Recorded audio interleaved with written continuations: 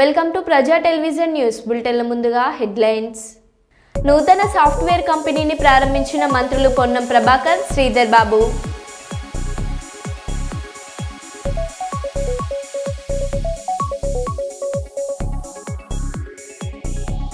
గంభీరావుపేట మండలం గోరంటాల గ్రామ శివార్లో టైర్ పగలడంతో పొలంలోకి దూసుకెళ్లిన బస్.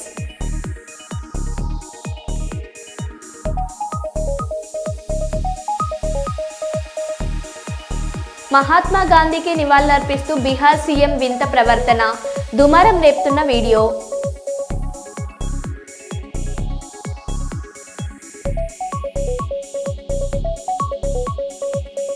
బాలీవుడ్ ఎంట్రీకి సిద్ధం, తొలి చిత్రానికి సంతకం చేసిన మొనాలిసా.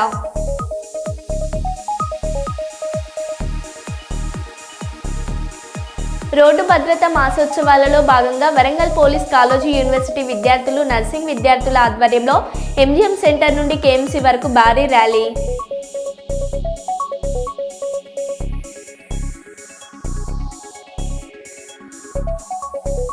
ఇక వివరాల్లోకి వెళ్తే, తెలంగాణ రాజన్న సిరిసిల్ల జిల్లా గంభీరావుపేట మండలం గోరంటాల గ్రామ శివార్లో ఈరోజు ఉదయం రోడ్డు ప్రమాదం చోటు చేసుకుంది.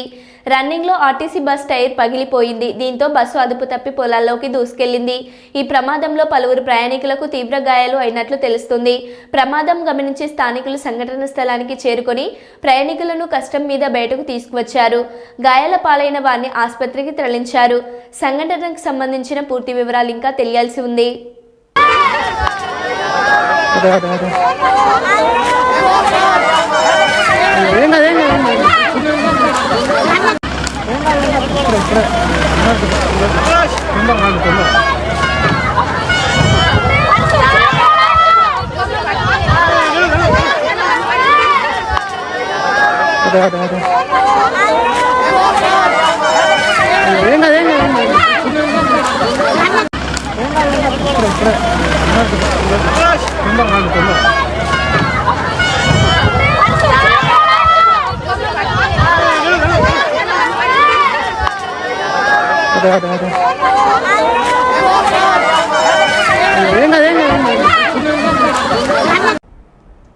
సునైనా ఆడిటోరియంలో ఐసీడీఎస్ సూపర్వైజర్లతో సమీక్ష సమావేశం నిర్వహిస్తున్న ఆంధ్రప్రదేశ్ ప్రభుత్వ సెక్రటరీ సూర్యకుమారి, డైరెక్టర్ వేణుగోపాలరెడ్డి.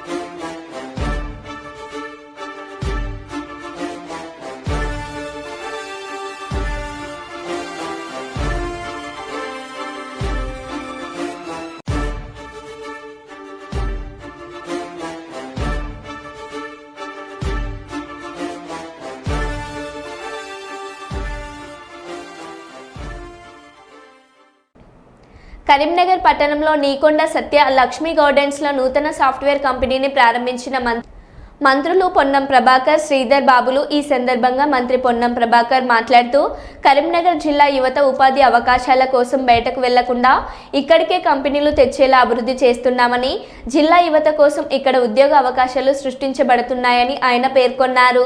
మంత్రి శ్రీధర్ బాబు మాట్లాడుతూ ప్రభుత్వం అనేక కార్యక్రమాలు చేపడుతుందని అన్నారు.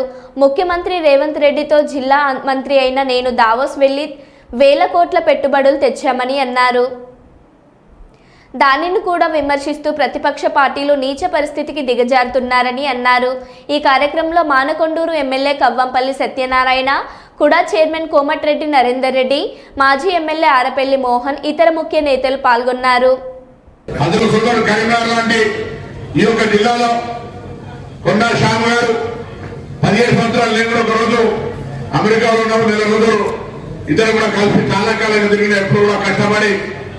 నా ఊళ్ళో చేయాలి లచ్చన్న, మా కుటుంబ సభ్యులు లచ్చన్న ప్రేమతో ఇక్కడ మధ్య లేదు, రాజకీయంగా తమ్ముడు రాంటే ఉత్తరావద్దు. కరీంనగర్ ఐటీ టవర్ లో ఈ సంస్థను స్థాపించి ఈ రోజు నుంచి వారి కార్యక్రమాలను మొదలు పెడతా ఉన్న తరుణంలో ఎలక్షన్ కోడ్ వచ్చిన నేపథ్యంలో ఐటీ టవర్ లో ఈ కార్యక్రమం నిర్వహించలేకపోయింది. ఎలక్షన్ కోడ్ ఉన్న నేపథ్యంలో ఇక్కడ ఈరోజు ఫంక్షన్ హాల్లో మరి కార్యాలయం ప్రారంభోత్సవ కార్యక్రమంతో పాటు 2 అప్లికేషన్స్ కూడా డెవలప్ చేసి మొదటిగా కరీంనగర్ పట్టణ వాసులకి ప్రపంచవ్యాప్తంగా సేవలు అందించాలని ఒక మంచి ఆలోచనతోనే ఈ యాప్ మరి లాంచ్ చేసిన సందర్భంలో హృదయపూర్వకంగా టెక్ జీనికి సంబంధించిన సంస్థ వారికి ఈరోజు మేనేజింగ్ డైరెక్టర్ చైర్మన్ అయిన మరి శ్యామ్ గారు, సాయి గారు, దీంట్లో పనిచేస్తా ఉన్న ఇతర మిత్రులకు, సోదరులకు, సోదరులకు హృదయపూర్వకంగా శుభాకాంక్షలు తెలియజేస్తా ఉన్నాం. విశాఖ స్టీల్ ప్లాంట్ ప్రైవేటు పరం కాకుండా చూడాలని, చంద్రబాబు గారి కమిట్మెంట్ ప్రకారం రివైవల్ ప్యాకేజ్ ప్రకటించాలని మంత్రి నారా లోకేష్ నన్ను అనేక సార్లు కోరారు. కేంద్ర మంత్రి Kumaraswamy. Particularly, I congratulate our Andhra dynamic Chief Minister Chandrababu Naidu ji and the upcoming leader of Andhra, young leader Nara Lokesh garu. Several times he also using his father's name. My father commitment is to revive the RNL plant. For that, please cooperate to fulfill my father's commitment.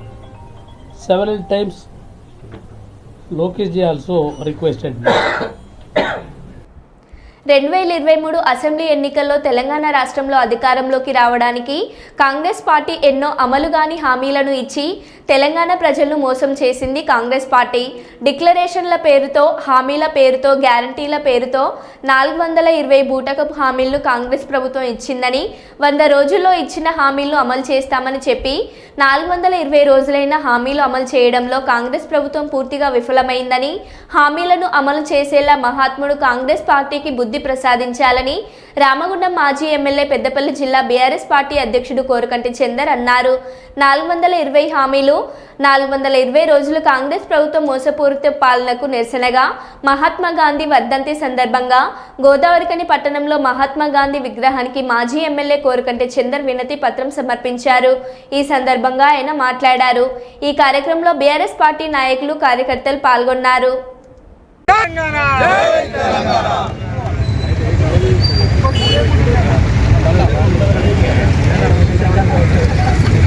जोहार महात्मा गांधी जी, जोहार जोहार, जोहार महात्मा गांधी जी, जोहार जोहार. जय तेलंगाना, जय तेलंगाना, जय तेलंगाना. चंद्रबाबु गारी नायकत्వం వర్ధిల్లాలి. जय तेलंगाना, जय तेलंगाना, जय केसीआर, जय केसीआर.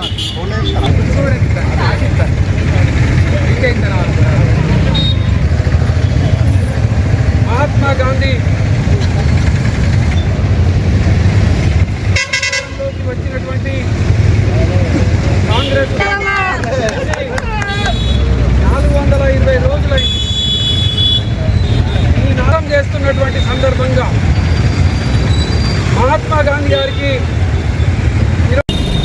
తీసుకొని ప్రజలకు ఇచ్చినటువంటి హామీలను, ప్రజలకు ఇచ్చినటువంటి మాటలను నిలబెట్టుకోవాలని ఈ యొక్క సందర్భంగా మేము డిమాండ్ చేస్తా ఉన్నాం. జై తెలంగాణ, జై తెలంగాణ, జై తెలంగాణ, జై కేసీఆర్, కేసీఆర్ నాయకత్వం వర్ధిల్లాలి, కేసీఆర్ నాయకత్వం వర్ధిల్లాలి, జై తెలంగాణ, జై తెలంగాణ, జై తెలంగాణ, జై రమణ నాయకత్వం వర్ధిల్లాలి, కేటీ రమణ నాయకత్వం వర్ధిల్లాలి, జై తెలంగాణ, జై తెలంగాణ, జై తెలంగాణ, జై తెలంగాణ. మహాత్మా గాంధీ గారికి శిరస్సు వంచి వందనాలు, శిరస్సు వంచి వందనాలు. ఓ మహాత్మా, ఓ మహాత్మా, ఈ అసమర్థ కాంగ్రెస్ ప్రభుత్వానికి కళ్ళు తెరిపించు, ఈ దద్దమ్మ కాంగ్రెస్ ప్రభుత్వానికి దారి చూపించు, ఈ చేతగాని కాంగ్రెస్ సర్కార్కు బుద్ధి ప్రసాదించు, ఈ అసమర్థ కాంగ్రెస్ ప్రభుత్వానికి జ్ఞానోదయం కలిగించు. జై కేసీఆర్, జై కేసీఆర్, జై తెలంగాణ, జై తెలంగాణ, జై తెలంగాణ.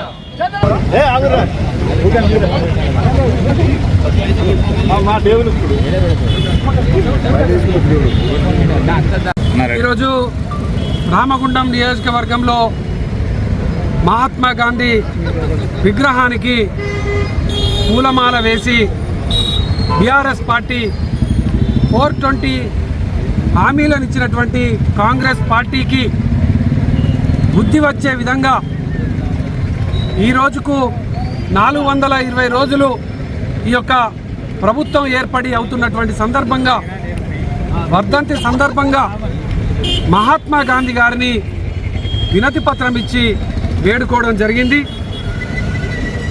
మీ అడుగుజాడల్లో తెలంగాణ రాష్ట్రం కోసం ప్రాణాలను సైతం ఇవ్వడానికి సిద్ధపడి గౌరవ ఉద్యమ మహానాయకుడు కేసీఆర్ గారి నాయకత్వంలో స్వరాష్ట్ర ఉద్యమాన్ని ముందుకు నడిపించి సబ్బండ వర్గాలను ఒక్కడి చేసినటువంటి మహానాయకుడు తొలి ముఖ్యమంత్రిగా వ్యయంగా ఈరోజు ప్రార్థించడం జరిగింది. జాతిపిత మహాత్మా గాంధీ గారికి శిరస్సు వంచి వందనాలు తెలియజేస్తూ, ఓ మహాత్మా, ఈ అసమర్థ కాంగ్రెస్ ప్రభుత్వాన్ని కళ్ళు తెరిపించు, ఈ దద్దమ్మ కాంగ్రెస్ ప్రభుత్వానికి దారి చూపించు, ఈ చేతగాని కాంగ్రెస్ సర్కార్కు బుద్ధి ప్రసాదించు, ఈ అసమర్థ కాంగ్రెస్ ప్రభుత్వానికి జ్ఞానోదయం కలిగించు అని చెప్పేసి ఈరోజు జాతిపిత మహాత్మా గాంధీ గారిని వేడుకొని ప్రార్థిస్తూ ఉన్నాం.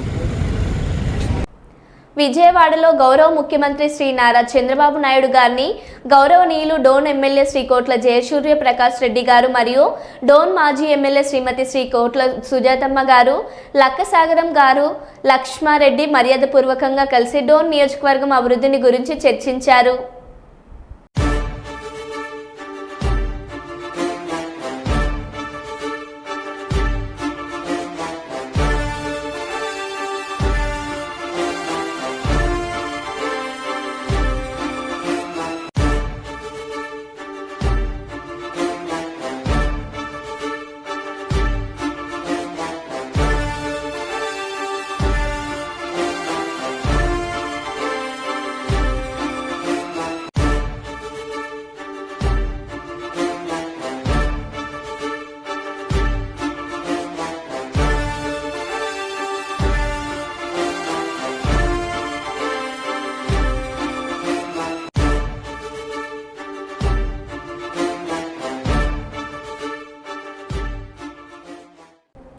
వరంగల్ జిల్లా కేంద్రంగా తెలంగాణ సినీ పరిశ్రమ ఏర్పాటు చేయాలని మురళీధర్ దేశ్ పాండే ప్రభుత్వానికి విజ్ఞప్తి చేశారు.